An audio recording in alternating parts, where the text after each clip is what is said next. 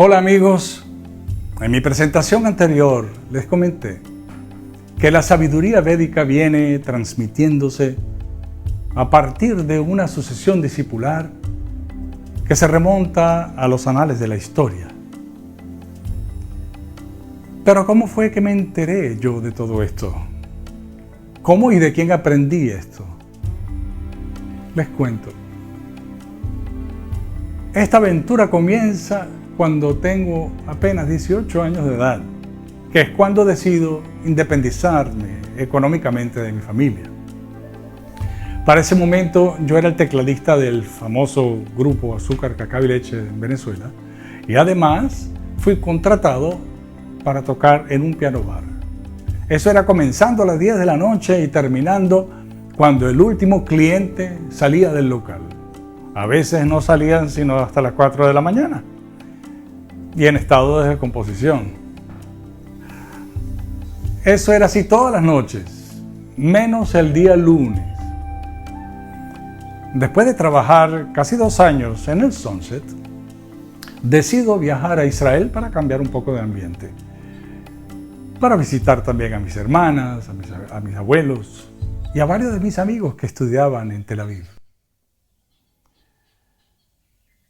Una vez en Israel, yo solía visitar a mi buen amigo Salomón, Salo, que fue mi vecino y mi amigo de infancia en Caracas.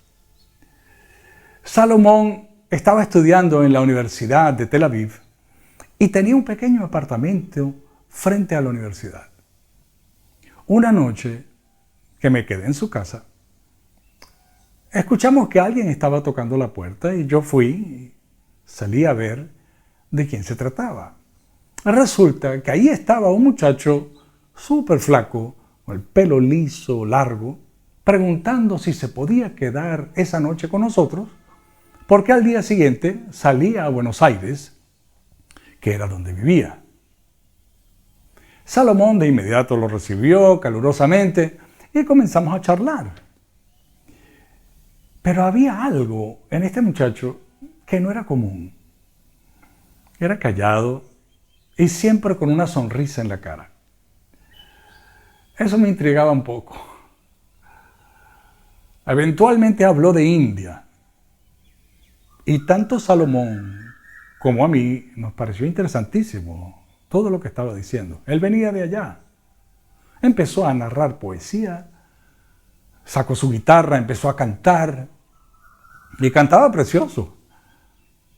La letra tenía que ver con una tal Adriana que desde la oscuridad podía ver un punto de luz. Y mientras más se acercaba a esa luz, más cerca estaba por salir del túnel donde se encontraba ella. Todo esto lo cantaba este muchacho con un tono melódico precioso y además con una armonía renacentista, medieval. Era música de otros tiempos. Nada que ver con los Beatles, con Led Zeppelin o con James Taylor, que era lo que yo estaba escuchando en aquella época. Para hacer corta la historia, Salomón, el muchacho y yo terminamos en la azotea del edificio estudiantil. Ya eran las 3 de la mañana, en una noche repleta de estrellas, y este muchacho, que curiosamente nunca supe su nombre, propone una conversación filosófica y comienza a hablar de los conceptos de la realidad y la verdad. Al cabo de un tiempo, perdí la paciencia y le pregunté, pero entonces, ¿qué es verdad? ¿Cuál es la realidad? ¿Qué es lo que es real? Y él me contestó con una poesía. Yo solo sé que mis manos son de agua y que nada pueden agarrar. Pero un día la semilla que germinó en el corazón se volverá un árbol frondoso cuyo fruto será el amor puro por Dios. Salomón y yo lo que hicimos vernos las caras porque a decir verdad no sabíamos por dónde iba este muchacho. Pero ya era tarde y estábamos muy cansados y decidimos irnos a dormir. Sin duda, nuestro nuevo amigo había generado una particular impresión en nosotros. antes de quedarnos dormidos, a mí se me ocurrió preguntarle si él hacía yoga. El muchacho se sentó cuando le pregunté si hacía yoga y me miró fijamente a los ojos y me dijo, sí, yo practico el Bhakti Yoga, el yoga devocional, pero por favor no me preguntes más nada. Le dije, ¿está bien? La verdad es que me hubiera contestado cualquier otra cosa y hubiera sido igual porque no sé ni siquiera por qué lo pregunté, pero bueno. Al día siguiente, por la mañana, él ya se había ido al aeropuerto, ni siquiera nos despedimos, y yo decidí visitar a mi abuela. Salí entonces y esperé en la parada de autobús como 20 minutos. Me pareció raro que el autobús no había aparecido todavía. Y me recordé, hoy es sábado, y los sábados en Israel no hay servicio de autobuses. Está bien, entonces decido ir a buscar un taxi. Y en el camino hacia la calle principal, me percato de una revista que estaba exhibiéndose en un kiosco donde vivían dulces, periódicos, revistas, etc. Me acerqué al kiosco, vi la revista, la abrí y leo Los Hare Krishna en Israel. Me pareció curioso. Yo no sabía de qué se trataba. Y comienzo a leer, Krishna es Dios. Y yo subí la mirada y dije, ay Dios mío, otro Dios, otra religión, qué fastidio. Pero bueno, como sentía curiosidad, seguí hasta que leo el Bhakti Yoga. El Bhakti Yoga. Esas fueron las últimas palabras que este muchacho me había dicho la noche anterior. Intrigado por la curiosidad, decidí no ir a casa de mi abuela, sino ir a casa de esta persona que estaba siendo entrevistada en esa revista. Una vez que llego y abren la puerta, me encuentro con una pareja con su hija. Venían de California a Israel y cordialmente me recibieron, me pusieron un plato de frutas y comencé a preguntar, ¿qué enseñan ustedes? Y él comenzó a hablar.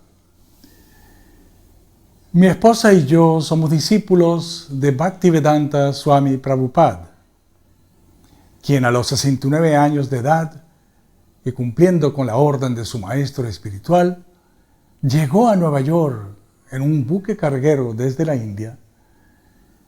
Su maestro le encomendó la tarea de venir a América a diseminar la sabiduría espiritual y devocional para beneficio de la gente en general.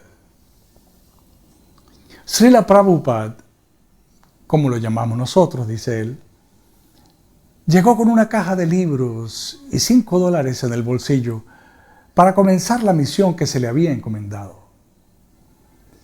En 13 años le dio 14 veces la vuelta al mundo, escribió más de 60 libros, abrió 108 centros o templos e inició a más de 5,000 discípulos. En su vida personal fue ejemplar, puro, amoroso, gentil. Y literalmente nos abrió los ojos a los temas más importantes de la vida. Todo era muy nuevo para mí. Los olores, los sabores, la pintura que tenía esta gente en la pared. Pero a medida que el hombre estaba hablando, yo quería saber más.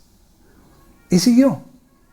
Mi esposa y yo nos ofrecimos para abrir el templo Hare Krishna en Israel y por eso estamos aquí. Y yo le pregunté, ¿qué es Hare Krishna?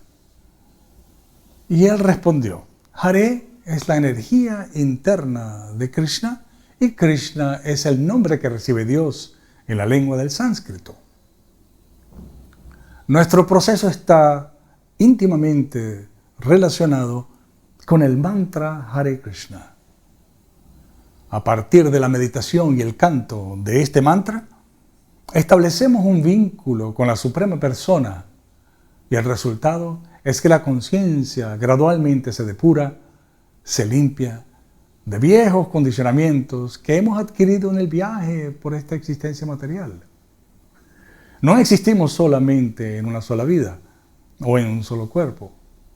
Antes de nacer estuvimos en otro lugar, en otra geografía, en otra casa, por una determinada cantidad de años, y con la llegada de la muerte tenemos que dejar este cuerpo y hemos nacido en otra realidad. Hemos pasado por el forzado ciclo del nacer, crecer, enfermarnos y luego morir. ¿Forzado?, le pregunté yo. Él me dice, sí. De hecho, nuestra libertad está condicionada seriamente. Estamos sometidos a nacer, no tenemos opción. Los vientos del vientre materno forzan nuestra salida hacia este mundo. No quisiéramos sentir el dolor de la salida de los dientes, pero no lo podemos evitar. No podemos decidir, por ejemplo, que no vamos a comer o no vamos a dormir o no vamos a ir al baño. No podemos decidir que no vamos a envejecer o a experimentar la muerte. Todas estas condiciones son impuestas por las leyes de la naturaleza. En el Bhagavad Gita, Krishna le dice a Arjuna, Dehinos minyata dehe kaumaram jovananjara tatra dehantara praptir dhirastatra namuyate. El alma pasa continuamente de la infancia a la juventud y luego la vejez. Al llegar la muerte, esa misma alma pasa a otro cuerpo. El objetivo final de la vida es la autorrealización, es decir, descubrir que uno es ajeno a la existencia material. Es a partir de esta vibración trascendental del mantra Hare Krishna, Krishna Krishna, Hare Hare, Hare Rama, Rama Rama, Hare Hare. Es a partir de la meditación y el canto de esta vibración trascendental, es a partir de esta vibración que volvemos a reconectarnos, a religarnos con el Supremo. Y siguió explicando. El sonido material es un sonido relativo.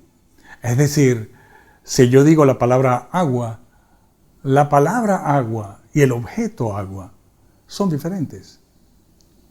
Es decir, yo no puedo calmar mi sed diciendo la palabra agua, porque el nombre y el objeto son diferentes. En el plano absoluto no resulta así. En el plano absoluto, el nombre contiene todas las cualidades y todos los atributos del objeto.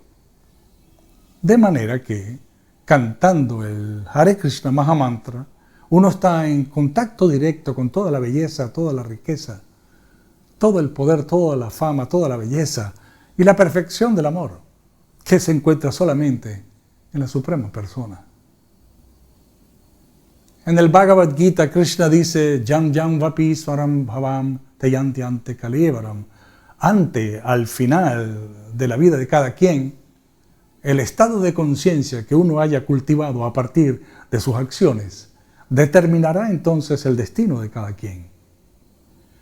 Entiende esta entidad que has adoptado ahora dentro de un cuerpo particular, de una familia particular, en una tierra particular, es solamente circunstancial y es producto de tus propias acciones del pasado. Cada quien sufre o disfruta el resultado de sus propias acciones. ¡Wow! Me pareció interesantísimo. Yo le pregunté, ¿esa no es la ley del karma? Me dice, sí, así es. Cada quien disfruta o sufre el resultado de sus propias decisiones. Tú estás aquí porque tú quisiste. Tienes la camisa que tienes puesta porque tú quisiste ponértela. Asimismo es también dónde naciste, con quién creciste, tus placeres, tus dolores, tus ganancias, tus pérdidas, tus éxitos, tus fracasos. Todos tienen que ver con una decisión que tú tomaste a lo largo de la historia de tu vida. Historia que no comienza con este cuerpo, ni termina con este cuerpo. Porque para ti, para el alma, hay vida antes de nacer y después de morir. Y es a partir de esa ley del karma, la ley de la acción y la reacción, que estamos disfrutando o sufriendo el resultado de actividades previas, sea a corto plazo o a largo plazo. No existen casualidades, todo ocurre por una razón. O estamos familiarizados con las razones por las cuales suceden las cosas, o no. Al adoptar el proceso de la vida espiritual y del yoga devocional, rompes entonces con el círculo del constante nacer y morir y te vuelves verdaderamente dichoso, libre, libre de verdad. La impresión fue muy fuerte. Fue hasta aquí donde pude llegar ese día con tanta información. Le dije que necesitaba tiempo para asimilar todo lo que me había dejado y le dije que iba a volver. Me pareció interesantísimo, pero muy ajeno, obviamente, por la naturaleza de mi crecimiento. Como él sabía que yo llevaba una grabadora, me recomendó que escuchara otra vez lo que habíamos hablado. Me gustaba mucho su actitud, no era impositivo, además era brillante. Esa combinación me generaba confianza, pero yo no estaba ahí para que me convenciera de nada. Yo estaba en una etapa de mi vida donde tenía muchas preguntas y muy pocas respuestas. Me despido de ustedes hasta la semana que viene, deseándoles lo mejor. Les mando un abrazo desde mi terraza.